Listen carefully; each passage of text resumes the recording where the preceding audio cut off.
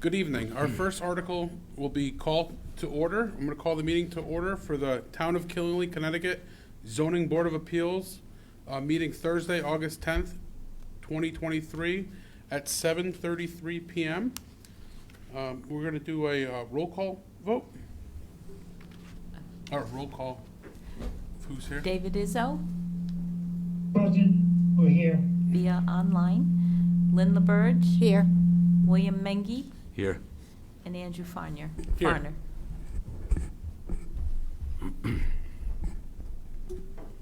Back feet. Okay. We'll start with Article 3, Citizens Participation. Public comment can be emailed to publiccomment@killinglyct.gov or mailed to the Town of Killingly, 172 Main Street, Killingly, Connecticut, 06239 on or before the meeting. All public comments received prior to 2 p.m. on the day of the meeting will be posted on the town's website, www.killingly.org.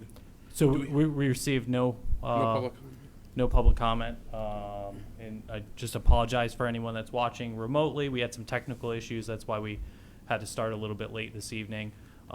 For the board members, if you can, just make sure you turn your mics on when you're talking, but try to turn them off when you're not. It helps prevent the feedback. Thank you.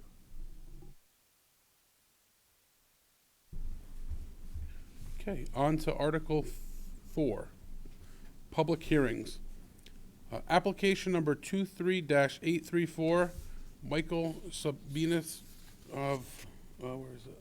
To vary the Town of Killingly zoning regulations, Section 450, dimensional requirements, Table A, minimum setback from street line from 40 feet to 21.8 feet for a two-bedroom home, property located at 254 Wheatley Street, GIS map 159, lot 16.1 MD.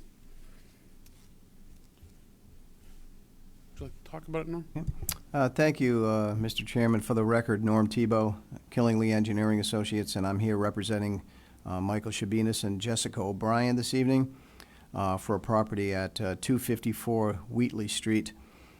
This is a property that's slightly over a quarter acre in size, and we are proposing just a small single-family home. The drawing that I have here, I have outlined the actual required setbacks in yellow. I did that on red on the plan that you have, and my client purchased this property with the understanding that he would have access to public water and public sewer. And there is public water and public sewer on North Main Street and right at the end of Davis Road. There was the understanding that there were stubs for both. There was a water service going into the property, and there was a sanitary sewer stub. There is no water service, but the water line is actually right along the edge of Davis Road. It's very easily accessible, so that's not problematic. What is problematic is that there is the sanitary sewer stub was actually on the adjacent property. It's not on this particular property, and the sewer ordinance is pretty clear in the Town of Killingly that you cannot connect to a sanitary sewer service through another property. And so it kind of put us in a little bit of a bind because the sanitary sewer line is all the way on the other side of Route 12. It's approximately 12 feet deep, and currently there is a moratorium on disturbing the road on Route 12 because it was repaved less than 5 years ago. The state of Connecticut will not allow for any disturbance unless it's some sort of an emergency.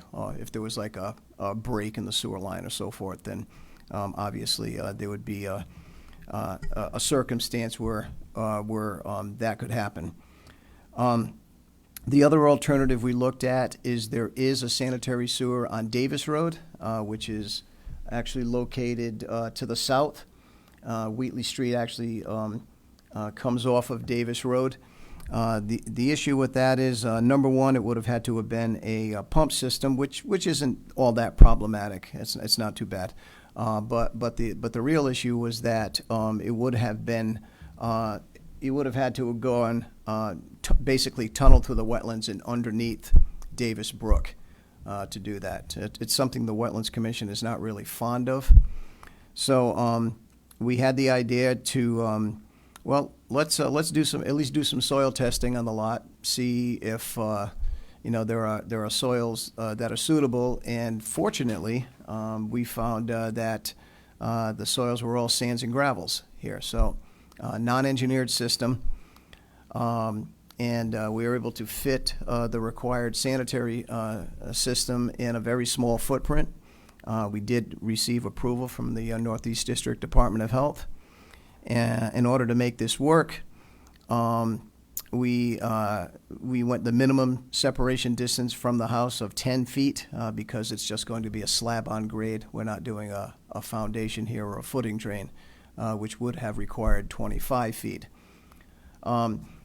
We could have potentially fit a house in the footprint if we could have put the septic system in front of the house on the south side of it. However, the health code requires that you're 50 feet from an open water course.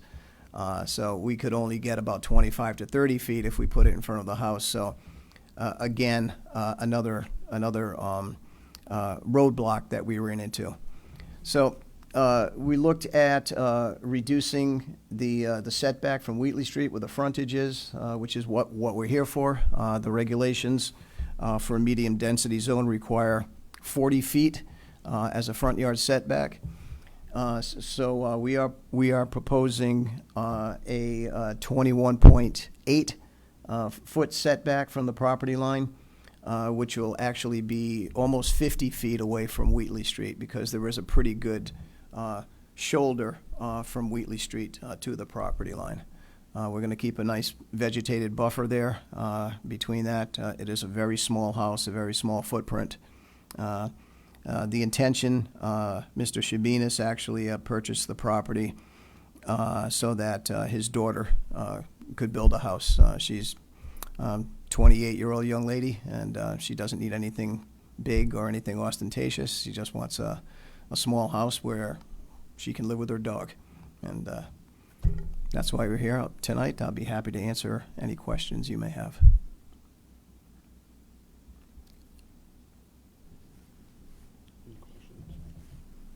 You have any questions? David Izzo, I don't have any questions. I read through the whole packet.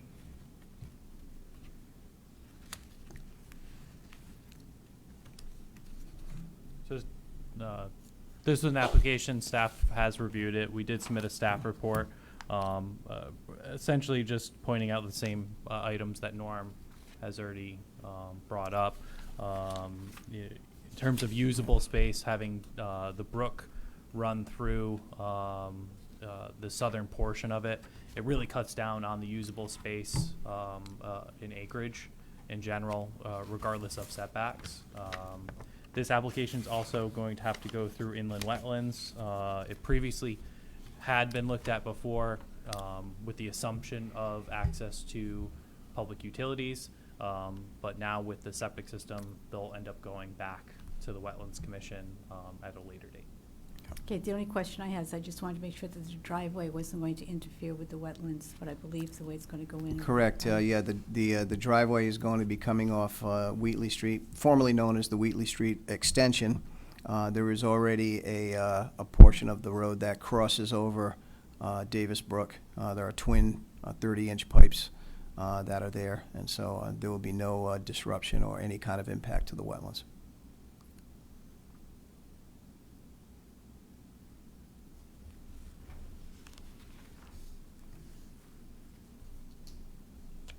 Okay, if there's no more discussion, do we have an action? So David, if I was to make a motion to, it'd be to close the public, Close. the public hearing. I'm sorry. Yep.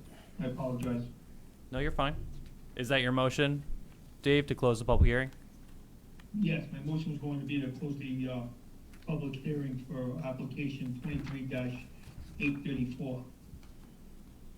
Do we have a second? I'll s- Okay, so the public hearing for All those in favor? Aye. Aye. David Enzo, aye. Andrew Farner, aye. Lynn LaBerge, aye. Okay, motion passed. Well, we're gonna close the public hearing, application 23834. On to unfinished business, Article 5. Of application 23834 of Michael Sabinas to vary the town of Killenly zoning regulations, section 450, dimensional requirements in table 8, minimum setback from street line from 40 to 21.8 feet for a two-bedroom home, and the property is located at 254 Wheatley Street, GIS map 159, lot 116.1, MD. David Enzo, I'd like to make a motion to accept, to approve application number 23-834. Bill Mengy, I'll second that.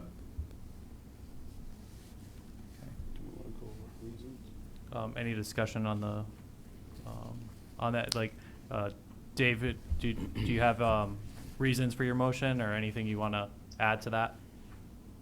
Reason for my motion is because of the hardship that you can't get to the public sewer. So we're, trying to accommodate this taxpayer in every way that we can to put a house there, just instead of having a vacant lot, so. Thank you. Okay. Any other discussion? No, I'm good. Could we have a roll call vote?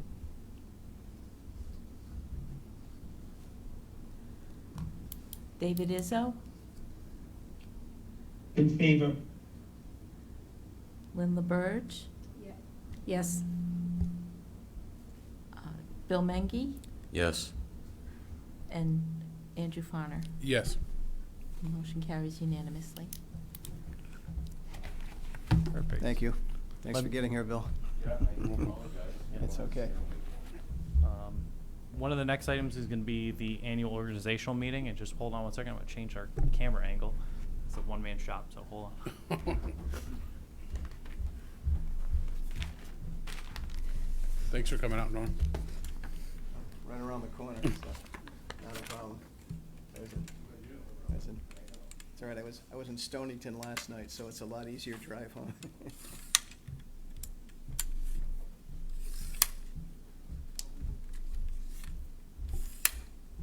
John, I'll be looking to put it in the paper, hopefully beginning next week. Mhm. They'll trigger a 15-day appeal, No, and then, we have to come to wetlands anyway, so, yeah, but there'll be a recording sheet for the variance. for the variance, Yep. okay.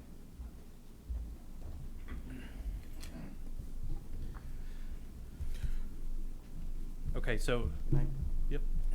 You're on that, annual. Article 6, new Yep. business, our annual organizational meeting. Number 1, the review of the bylaws. Any discussion?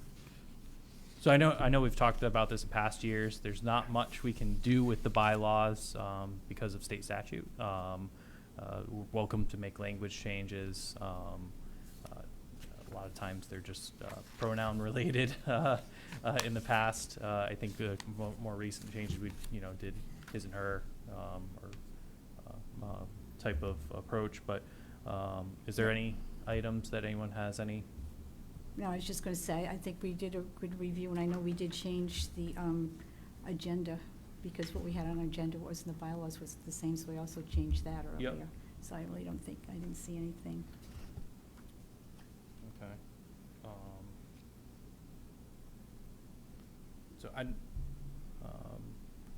if there's no proposals, I think we can just move on. Okay, do you have to make a vote on that? I don't think you would need a vote Okay, on it. There's no action. The bylaw, we looked at we them. didn't change anything. There's no action, yeah. Okay. Yep. On to number 2, election of officers. Any discussion? Okay, so this is a fun one that we Okay. tend to do. So, so currently, Andrew is our chair, Lynn is our vice chair, correct? Okay, so we're on number 2. I'd be looking for a call for nominations at this point.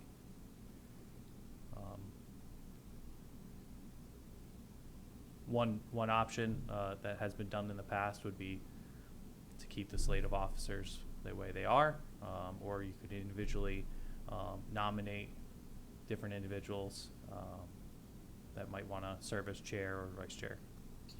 Want to be chair? David, I'd like to make a motion to keep the slate as is. Bill Mengy, would I second that? Believe. Roll call vote, or? Yeah. One of the items we like to do is just make sure that the nominees are Oh, good. yeah, are you okay with that? We're good with that? Okay, we've done it before, so, could I, so can we get a roll call on the nominations? Oh, actually, we need to close the nominations first, you would like? Yeah, so could we actually get a motion for, closing nominations, if we could? Lynn LaBerge, I'll make a motion that we close nominations. David is all second it. How to accept? So we had, everyone was in favor with that Okay. last one, right? Okay. So we have a standing motion on the floor from David and Bill to keep the nominees as is. Is there any discussion on that? No? Hearing none, could we have a roll call vote? Linda Birch, Yes. David Izzo, Yes. Bill Mengy, Yes. and Andrew Farner. Yes. Motion carries unanimously. Okay, so congratulations to our returning chair and vice chair. Andrew Farner is the chair, Lynn LaBerge as the vice chair, and I'm going to turn the meeting back over to Andrew. And we're going to go over Article 7, adoption of minutes from our April 13th, 2023 regular meeting. Do I have a motion to adopt the minutes, or is there any discussion? David is all, like to make a motion to adopt the minutes from the April 13th, 2023 meeting. Do we have a second? Bill Mengy, I'll second. All in favor? Aye. Do we need a roll call, or? No. Aye. David is all aye. Okay. Next would be Article 8, correspondence to the board. So we have no additional correspondence to you guys. If you have any questions for me, I'm here. Okay. Feel free. I like to use this point as a little back and forth. And I'm not seeing a council liaison either tonight. So if there's nothing else, we would be at adjournment. Got a motion to adjourn the meeting? David is all second I'll make it. Yeah. Andrew Farner, I'll make a motion to adjourn the meeting. All in favor? Aye. Aye.